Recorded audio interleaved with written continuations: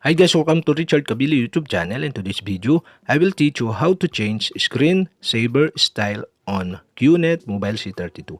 And okay guys, but before we start, kindly subscribe to my YouTube channel by pressing the subscribe button and the bell to notify you if I have new videos. Okay guys, let's start.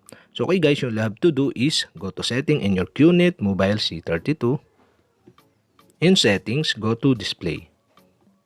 And display, go to advanced. And advanced, okay, you can see the screensaver, okay, tap this.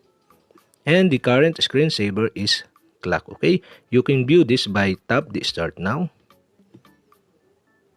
And the screensaver is, okay, digital, okay.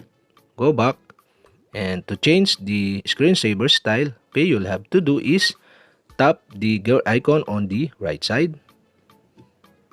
And you can see the style, okay, the style is set and to digital.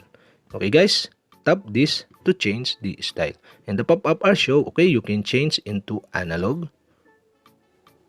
And okay, you can back and see the analog screensaver style. Okay, tap the start now button to view. And that's it. You can see the screensaver style is changed into analog. And okay guys, that's it. We have successfully changed screensaver style on Qnet Mobile C32. And okay guys, if you have a question, kindly comment below.